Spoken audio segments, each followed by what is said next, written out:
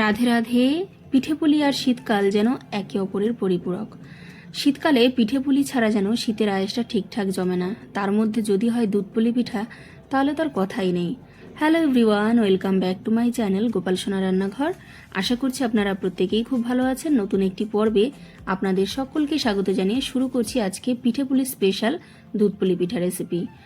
আজকে আমি আপনাদের সাথে শেয়ার করতে চলেছি খুব সহজে সঠিক পরিমাপ সহ পারফেক্ট দুধপুলি পিঠা রেসিপি। বাজারের কেনা চালের গুঁড়ো দিয়ে যে এত সুন্দর দুধপুলি পিঠা তৈরি করা যায়, রেসিপিটি না দেখলে কিন্তু মিস করে যাবেন। যাই হোক, দেখুন আমি কিন্তু একটা পাত্রে গরম গরম দুধপুলি পিঠা পরিবেশন করে দিচ্ছি এবং দেখে কি লোভনীয় হয়েছে আপনারাই বলুন। দেখতে যতটা না লোভনীয় হয়েছে, তার থেকেও কিন্তু অসম্ভব সুস্বাদু হয়েছিল। খেতে কোনো অংশে অমৃতের থেকে কম ছিল না। যাই হোক, একটা পিঠা আপনাদেরকে আমি একটুখানি ভেঙে দেখিয়ে দিচ্ছি। দেখুন কতটা সুন্দর পুরে ঠাসা রয়েছে, সেই সাথে কতটা সফট এবং নরম হয়েছে। তো দেখুন এদিকে পিঠাটা কতটা নরম হয়েছে। এইভাবে যদি আপনারা দুধপুলি পিঠা তৈরি করেন, তবে একটা পিঠাও ভেঙে যাবে না, সেই সাথে প্রত্যেকটা পিঠা হবে নরম এবং সফট। সো ফাইনালি আশা করছি আজকের এই দারুণ স্বাদের দুধপুলি পিঠা রেসিপিটি আপনাদের ভীষণই ভালো লাগবে। তাই না স্কিপ করে সম্পূর্ণ রেসিপিটি দেখে পাশে থাকুন এবং রেসিপিটি এনজয় করুন। তো চলুন কথা না বাড়িয়ে চটপট রেসিপিটি শুরু করা যাক। তো আজকের এই দুধপুলি পিঠা তৈরি করার ক্ষেত্রে সবার প্রথমেই আমি তৈরি করে নেব একটা পুর। তো দেখুন পুরটা তৈরি করার জন্য এখানটা আমি নিয়ে নিয়েছি নারকেল কোড়া। এখানটা আমি পরিমাণ মতো নারকেল কোড়া নিয়ে নিয়েছি, আপনারা এর পরিমাণটা বাড়িয়ে অথবা কমিয়ে নিতে পারেন। এইবারে সেই সাথে নিয়ে নিয়েছি এখানটা আমি জাগরি পাউডার, তবে এর পরিবর্তে আপনারা কিন্তু নলেন গুঁড়ো ব্যবহার করতে পারেন। জাগরি পাউডারটা ইউজ করলে বেশ কালারফুল হবে এবং ভালো লাগবে খেতে, তবে নলেন গুড় হলে পরে বেস্ট। যাই হোক, আমার কাছে নলেন গুড় নেই বলেই কিন্তু আমি এখানটায় জাগরি পাউডারটা ইউজ করছি। তো দেখুন এদিকে কিন্তু আমি 4 চামচ পরিমাণ জাগরি পাউডার দিয়ে দিয়েছি। এইবারে সেই সাথে আমি এর মধ্যে দিয়ে দেবো 3 চামচ পরিমাণ চিনি এবং জাগরি পাউডারের সংমিশ্রণে যদি পুরটা তৈরি করা হয়, সেক্ষেত্রে যেমন কালারফুল হবে তেমনি টেস্টি হবে। তো যাই হোক, দেখুন এদিকে কিন্তু আমি চিনিটা 3 চামচ পরিমাণ দিয়েছি। এইবারে আমি সমস্ত উপকরণের সাথে নারকেল কোড়াটাকে খুব ভালোভাবে হাতের সাহায্যে মেখে নেব। তো দেখুন এদিকে নারকেল কোড়াটা খুব ভালোভাবে মেখে নিয়েছি। এইবারে পুরটা রেডি করে নেব। তার জন্য দেখুন এদিকে একটা কড়াই বসিয়ে দিয়েছি ওভেনের ওপর। এবারে আমি যে মিশ্রণটি মেখে রেডি করে রেখেছিলাম, সেই মেখে রাখা মিশ্রণটি বা নারকেল কোড়াটি আমি দিয়ে দিলাম। এইবারে খুব ভালোভাবে খুন্তির সাহায্যে অনবরত 2 থেকে 3 মিনিট মতো নাড়াচাড়া করলেই একদম পারফেক্ট পুরের টেক্সচারে চলে আসবে। তো ফিরে আসছি 2 মিনিট পর আপনাদের সামনে। তো বন্ধুরা দেখুন ফিরে এলাম 2 মিনিট পর। এদিকে দেখুন পুরটা কিন্তু একদম পারফেক্টলি কুক হয়ে গেছে। পুরটা কখন রেডি হয়েছে বুঝবেন, যখন দেখবেন যে নারকেলের মধ্যে একটা দারুণ কালার চলে আসবে এবং হাত দিয়ে চেক করলে দেখবেন যে একটা আঠালো ভাব চলে আসবে, সেই পর্যায়ে নামিয়ে নিতে হবে। এদিকে দেখুন দুধপুলি পিঠা তৈরির জন্য পুরটা রেডি হয়ে গেছে। আমি একটা প্লেটে কিন্তু সার্ভ করে দিয়েছি। তো দেখুন পুরটা কতটা সুন্দর হয়েছে। এইবারে দুধপুলি পিঠার ডো তৈরি করে নিতে হবে। তার জন্য দেখুন এদিকে একটা কড়াই বসিয়ে দিয়েছি এবং এর মধ্যে পরিমাণ মতো জল দিয়ে দিয়েছি। সেই সাথে দিয়ে দিয়েছি আমি পরিমাণ মতো নুন, মানে 1/3 চামচ।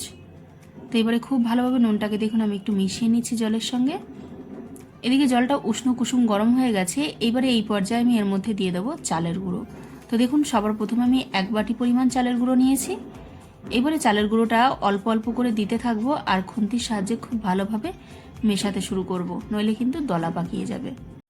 এদিকে দেখুন আমি প্রথম 1 বাটি চালের গুঁড়ো দিয়ে খুব ভালোভাবে মিশিয়ে নিয়েছি। দেখুন কতটা সুন্দর স্মুথ টেক্সচারে তৈরি হয়েছে।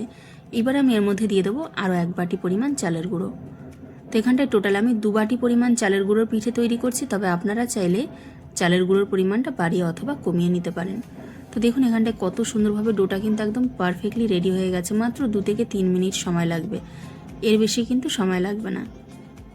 তো এবারে দেখুন আমি ধীরে ধীরে বাকি চালের গুঁড়োটুকুনো অল্প অল্প করে দিচ্ছি এবং এই ডোয়ের সাথে খুব ভালোভাবে আমি মিশিয়ে নিচ্ছি। তো ফাইনালি দেখুন এদিকে দুধপুলি পিঠা তৈরি করার জন্য ডোটা একদম পারফেক্টলি রেডি হয়ে গেছে। দেখুন কড়াই থেকে কিন্তু খুব সুন্দরভাবে ছেড়ে আসছে। এইবারে এই পর্যায়ে গ্যাসের ফ্লেম অফ করে আমি একটা পাত্রে নামিয়ে নেব। তো ফাইনালি দেখুন এদিকে ডোটা একটা পাত্রে আমি নামিয়ে নিয়েছি এবং ডোটা দেখুন কতটা স্মুথ টেক্সচারে তৈরি হয়েছে।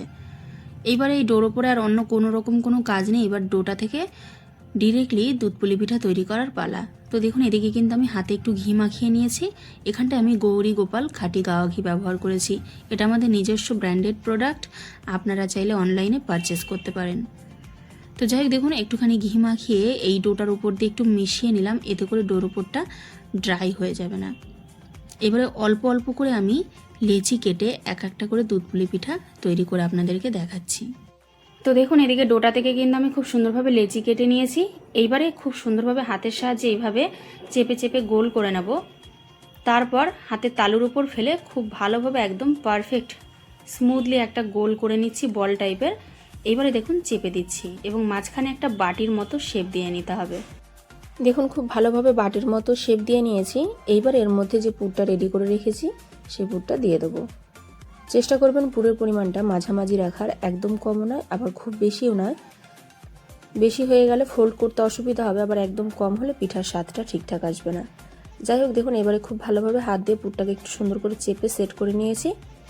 এইবারে লেচি চারিপাশটা থেকে আমি লেচিটাকে একটু পাতলা করে জোড়া লাগিয়ে দিচ্ছি দুটো মুখ।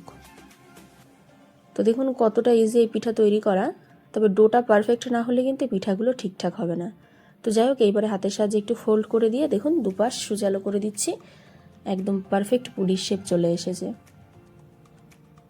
তো আপনারা চাইলে ডিজাইন করতে পারেন, আমি কিন্তু ডিজাইনওয়ালা পুলি করছি না, আজকে আমি নর্মাল যে দুধ পুলি হয় সেই রকম শেপই দিচ্ছি। তো দেখুন কতটা সুন্দর হয়েছে। এরকম সেম একই রকমভাবে আমি আরও একটা দুধ পুলি পিঠা আপনাদেরকে তৈরি করে দেখাচ্ছি। দেখুন আমি কিন্তু লেচি নিয়ে নিয়েছি এখানটায় পরিমাণ মতো। এবারে হাতের সাহায্যে খুব ভালোভাবে আমি গোল করে এবারে খুব ভালোভাবে দুটো তালুতে ফেলে প্লেন একটা স্মুথ গোল করে নিয়েছি। এইবার একটা বাটির মতো শেপ দিয়ে নেওয়ার চেষ্টা করছি। দেখুন কত সুন্দর একটা বাটির মতো শেপ হয়ে গেছে। এবারে আমি পুরটা দিয়ে দেবো। এই দুধ পুলি পিঠা তৈরি করা কিন্তু একদম জলের মতো সহজ, আর খেতে কিন্তু অসম্ভব সুস্বাদু হয়, যেটা কোনো শব্দে বা ভাষায় বুঝিয়ে আমি প্রকাশ করতে পারবো না। যাই হোক দেখুন পুরটা সেট করে নিয়েছি। এইবারে সেম আগের মতো আমি দুটো মাথা পিঠার খুব ভালোভাবে আমি জুড়ে দেবো। তো দেখুন খুব সুন্দরভাবে কিন্তু আমি দুপাশ থেকে নিয়ে জোড়া লাগিয়ে দিয়েছি। এইবারে হাতের মাছ বরাবর নিয়ে একটুখানি এরকম লম্বা লম্বি করে ঘুরিয়ে দুটো মাথা সুচালো করে দেবো। দেখুন কতটা ইজি এই দুধ পুলি পিঠা তৈরি করা, দেখুন কতটা সুন্দর হয়েছে দেখতে। তো ফাইনালি আশা করছি আপনারা বুঝতে পারছেন, এবং সেম একই রকমভাবে আমি বাকি দুধ পুলি পিঠাগুলো তৈরি করে আপনাদের সামনে ফিরে দেখুন একে একে আমি বাকি পিঠাগুলোকেও রেডি করে নিয়েছি। দেখুন দেখতে কতটা সুন্দর হয়েছে। তো এইভাবে খুব সহজেই কিন্তু আপনারাও বাড়িতে দুধ পুলি পিঠা তৈরি করতে পারবেন এবং খেতে কিন্তু অসাধারণ হয়। তো দেখুন একটা দেখিয়ে দিচ্ছি কতটা দারুণ হয়েছে।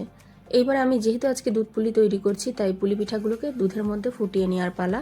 সেই জন্য দেখুন এদিকে একটা কড়াইতে আমি পরিমাণ মতো দুধ দিয়ে দুধটাকে ফুটিয়ে নিচ্ছি। আগে থেকে খুব ভালোভাবে জাল করে নিতে হবে। তো এদিকে দুধে তো বলক চলে এসেছে। এইবার এর মধ্যে আমি দিয়ে দিচ্ছি এলাচ ফল, এতে করে ফ্লেভারটা ভালো আসবে। এখানটায় দুটো এলাচ ফলকে মাঝ বরাবর ফাটিয়ে দিয়েছি। তো দেখুন এদিকে দুধটা কিন্তু খুব ভালোভাবে ফুটে উঠেছে। এইবার এর মধ্যে আমি দিয়ে দিচ্ছি মিষ্টি মানে চিনি।